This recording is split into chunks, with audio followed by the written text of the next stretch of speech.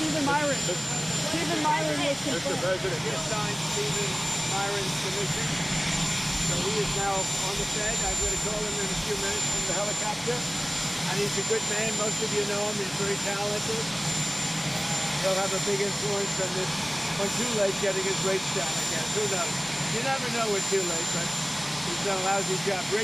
The rates should be much lower, much lower. But I've just signed his document and all of the papers, and Steve Myron is now on. Israel's ground offensive is now underway in Gaza City. Your reaction to it? We're going to see what happens because I hear Hamas is trying to use the old human shield deal, and if they do that, they're going to be in big trouble. They're going to be in big trouble. They put it out 2 days ago that they're going to use the hostages as human shield. That's something that has been done for a long time, you know. What do you hope to accomplish? Let me tell you, if they do that, they're in big trouble. But your trip to the Federal Reserve, do you believe the Federal Reserve is an independent body? What do you think about the independent? Oh, it should be, but I think they should listen to smart people like me. I think I have a better instinct than him. If you look, all the economists got it wrong. I got it right along with one other people out of 100. So they should listen to people that are smart. Nothing wrong with that. But they have to make their own choice. But they should listen. Before the invasion, did you speak to Prime Minister Netanyahu? No, I didn't. What about the idea of Israel beginning this ground offensive in Gaza City? Do you support that? Well, I have to see. I mean, I don't know too much about it. I can tell you that if they put the hostages in front of them, Hamas, as protection, as they call them bodyguards, Hamas is going to have hell to pay. Your trip to the UK, what do you hope to achieve? Your trip to the UK today, what do you hope to achieve? Well, my relationship is very good with the UK, and Charles, as you know, who's now king, is my friend. And it's the first time this has ever happened where somebody was honored twice, so it's a great honor. And this was at Windsor. They've never used Windsor Castle for this before. They used Buckingham Palace. And I don't want to say one's better than the other, but they say Windsor Castle is the ultimate, right? So it's going to be nice. But basically, I'm there also on trade. They want to see if they can refine the trade deal a little bit. We made a deal, and it's a great deal. And I'm into helping them. Our country is doing very well. We've never done this well. We're having trillions of dollars coming because of the tariffs. And they'd like to see if they could get a little bit better deal. So we'll talk to them. But primarily it's to be with Prince Charles and Camilla. They're friends of mine for a long time, long before he was king. And it's an honor to have him as king. And, you know, I think he represents the country so well. I've watched. He's such an elegant gentleman, and he represents the country so well. After Robert Redford passed away today, did you hear about that? Wow. And it's barely in his sleep at his home. Well, that's a good way to go, I guess. But I'll say Robert Redford was great. He had a series of years that there was nobody better. This just happened, I guess. Wow. He died at home in Utah in his sleep. Yeah. What movie would you say you like the best in? Well, you have a lot of them. Honestly, I'd say he made 7 or 8 great movies. They were really great. There was a period of time when he was the hottest. I thought he was great. On TikTok, goes dark. Are you going to delay the TikTok ban? Well, we have a deal on TikTok. I've reached a deal with China. I'm going to speak to President Xi on Friday to confirm everything up. We made a very good trade deal, and I hope good for both countries, but a very different deal than they've made in the past. What companies are involved? What companies are going to buy We'll be announcing that. We have a group of very big companies that want to buy it. And, you know, the kids wanted it so badly. I had parents calling me up. They don't want it for themselves. They want it for their kids. They say, if I don't get it done, they're in big trouble with their kids. And I think it's great. I hate to see value like that thrown out the window. So on auto executives, you know, you're talking about tens of billions of dollars. Some auto executives are concerned that compromising the 15% for auto tariffs coming in hurts American automakers. What do you say? Well, I haven't compromised anything. Where did I compromise? Going down to 15%. Going down to 15%. From 25. We charge that well. And where did the 25 come from? It came from there.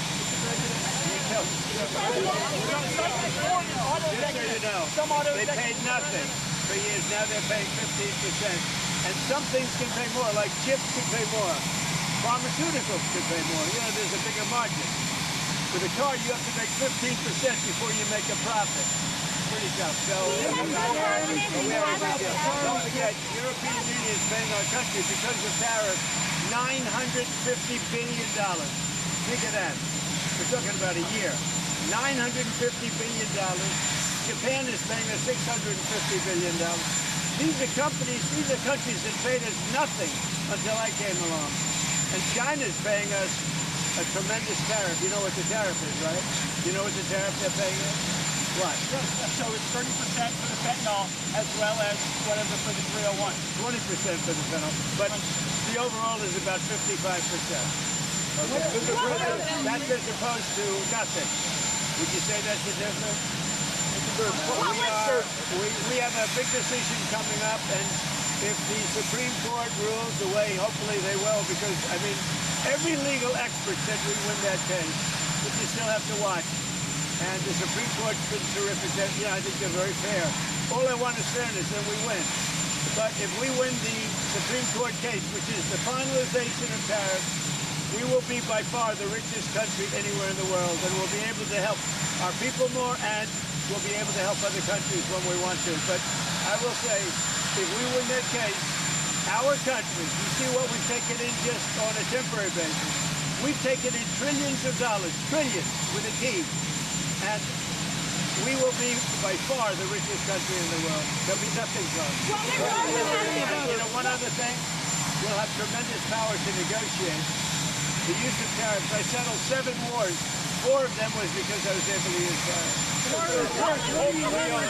Hopefully, the other day in an interview, criticized the fact that some CEOs make tons of times more in salary than average workers. He's worried about polarization. Do you share that concern? Well, I do say there's a big gap. I do say that. Don't forget, I'm a popularist. There is a big gap. Mr. President, it's been a month since you're meeting with Vladimir Putin in Alaska. A month on, you think that meeting accomplished what you hoped? Yeah, accomplished a lot, but it takes 2 to tango also. You know, those are 2 people, Zelensky and Putin, that hate each other. And it looks like I have to sit in the room with them because they can't sit in the room together. There's great hatred there. But no, that meeting accomplished a lot. Mr. President, you don't have complete confidence in Pastor Cal. What is the hope and comes from his testimony on the bill today? Well, first of all, I think that Pam Bondi has done an unbelievable job, and everybody agrees to that. And Cash, you know, if you take a look at what he did with respect to this horrible person that he just captured. He did it in 2 days. It took other similar cases 4 days, 5 days, 4 years. If you look at certain shooters, now I have confidence in everybody in the administration. My administration, and a lot of people are saying it, not just me, it's so far the best administration ever formed. You look at our financial people. Our country is making a fortune.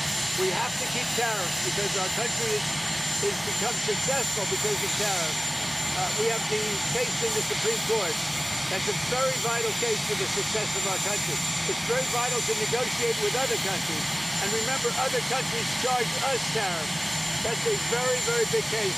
And if we win that case, our country will be by far the richest country anywhere in the world. And then we can help our people. We'll get rid of debt. We'll get rid of everything. We can help our people. And we can even help other countries where they need it. Mr. President, narcotics in Venezuela. Narcotics in Venezuela. President Maduro in Venezuela says that you're getting ready to invade his country. What is his message to him? Well, I would say this right away. Stop sending Tren de Aragua into the United States. Stop sending drugs into the United States. We knocked off actually 3 boats, not 2, but you saw 2. And the problem is there are very few boats out in the water. There are not a lot of boats out in the water. I can't imagine why. Not even fishing boats. There's nobody. Nobody wants to go take a fish. So it's one of those things. But I would say to him very strongly, stop sending people from your prisons into our country. They're sending their prisoners. They've done that already. So the numbers just came out. Another month with 0 people getting into our country. And these are bigger jobs with people like you that would like me to do badly. Nobody has ever done on the border like I've done. Mr. President. deal quickly. Well, he's going to have to get going and make a deal. He's going to have to make a deal. Zelensky's going to have to make a deal. And Europe has to stop buying oil from Russia. Okay? You know, they talk, but they have to stop buying oil from Russia. Mr. President, there are some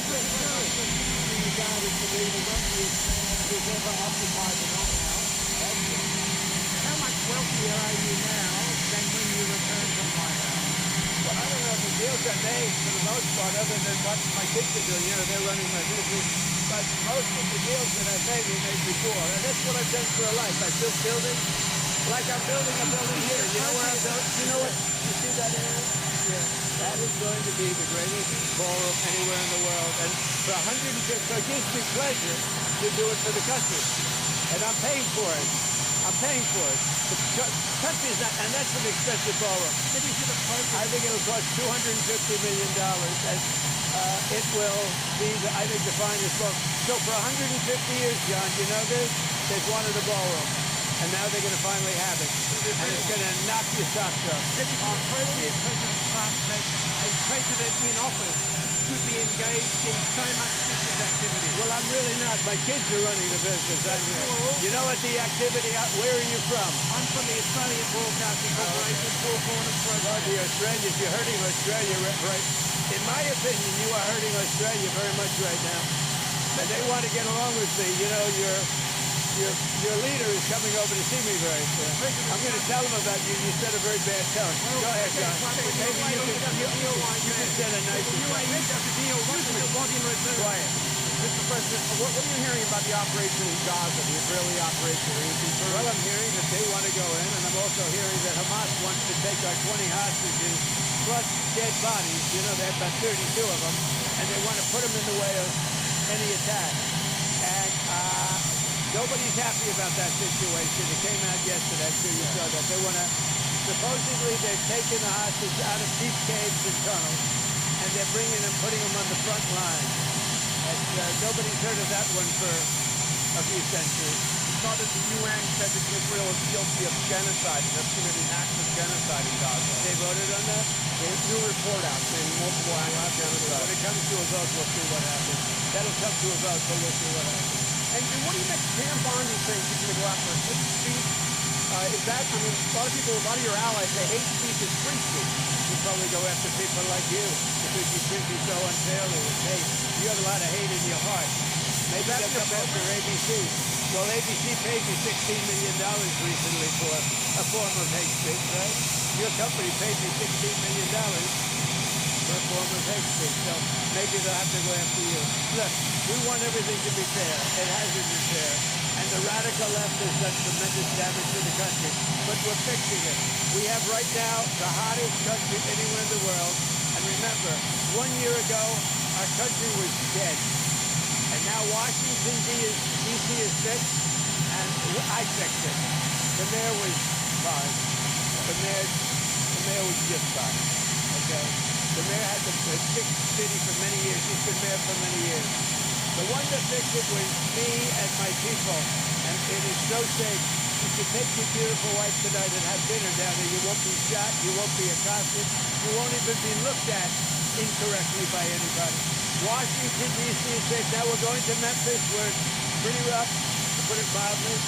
And then we're going to have to go. A friend of mine who is a big railroader, he stops in all the cities. He knows every city. He said, sir, you have to save Chicago. So I'm going to go to Chicago early against Frisco. Frisco's nothing. If Frisco is smart, he'd say, please come in. So last week, over the last week and a half, 11 people in Chicago were killed, murdered, and 38 were shot. And then Frisco, and by the way, this is going on constantly. If they lose less than 6 or 7 people a week with murder, they're doing a great job in their opinion. Chicago is a death trap. And I'm going to make it just like I did with D.C., just like I'll do with Memphis. Now, remember this. So a man comes into my office, one of the biggest businessmen. I'll tell you, he runs Union Pacific. Is that the biggest railroad in the world, I guess? And he started off as a railroader. He was running a railroad, a little caboose. He was in a caboose. Now he runs the whole damn thing. 45 years ago, he started off in a caboose. I don't know what that's all about. And he became the top, so that's a good place to start. But he came in, he knows the country intimately. He's looking to do a merger by another railroad, the one that we're having a little problem in East Palestine, right? And they want to buy that railroad, as you know, pretty public. But I sat with him and I talked, I said, so you know every city? Yes, sir, I go into every city and I have for 45 years. I said, where would you go next? He said, St. Louis is in big trouble. He said, but Chicago is a great city. You can save Chicago for. Don't let Chicago die. This is the guy told me with great knowledge and stuff. He said, don't let Chicago die, sir. It's dying. Don't let it die. I'm going to Chicago next. Mr. President, do you hope federal charges are filed? Do you hope that federal charges are filed against this? Well, I just want something to happen, whether it's federal, state, and most likely it's going to be state. The question is whether or not we overlap with a federal judge. So they're looking at that. But the state is very confident. The governor's doing a very good job. As you know, they have the death penalty. It's a tough death penalty, too, as you know. But they have the death penalty. So as to whether or not we judge, we will be working with them. We may or may not be able to judge. When it comes to the governor's new style, what do you make of his overall message of nonviolence? Well, I agree with it. I agree 100%. But most of the violence is on the left. He said that social media is a cancer. What? Do you agree with that? The Utah governor said that social media is a cancer and more people should log off and take some time away. Well, it's not a cancer in all respects. In some respects, it's great. But there are segments, there are these dark holes that are cancers, definitely. Beyond cancer, they're death. Court this morning denied Fannie Willis's appeal of your removing this on the case. Well, that was a great decision. It was a rigged case to start off with. It's great. The court just ruled that she is a disaster. She's a disaster with a boyfriend. The boyfriend that she paid $1 million for his expertise, but he never did it before. Now, she should be prosecuted. What she did to people, forget about me, what Fannie Willis did to innocent people, patriots that love our country, what she did to them by indicting them and destroying them, she should be put in jail. She's a criminal. Fannie Willis is a criminal. Will you apply more pressure to EU and NATO countries not to purchase Russian oil? I do, but here's the problem. You know the problem. They're purchasing Russian oil. I don't want them purchasing Russian oil, and they've got to stop immediately. It's not fair to us. They're purchasing Russian oil, and we have to, do things now. The nice part, it doesn't cost us anything anymore. You know that. They are buying everything from us. Unlike Biden, who gave away $350 billion. We actually make money, but I don't want to make money. You know what I want? I want that war to stop. Because last week, 7,018 people got killed. Thank you. Hospital started today. Now, there are 70 veterans in Ukraine 2 months ago. Where are you from? Ukraine. Will they come, and do you know when they will come? The veterans. What will come? The veterans. Do you know 70 veterans to Ukraine 2 months ago? Let me just tell you, I love Ukraine. I love the people of Ukraine. That's why I asked. I thought that was a little Ukrainian accent, but the country is in serious trouble. It should have never happened. It's a war that should have never happened. The country's in very serious trouble, but I'm going to get it stopped. I've done seven countries. I've stopped 7 wars in the last 8 months. I thought that would have been the easiest because I know Putin, but it's not. Because there's tremendous hatred between Zelensky and Putin. Tremendous hatred between Zelensky and Putin. But we're going to get it stopped. We're going to the Supreme Court to stop this war.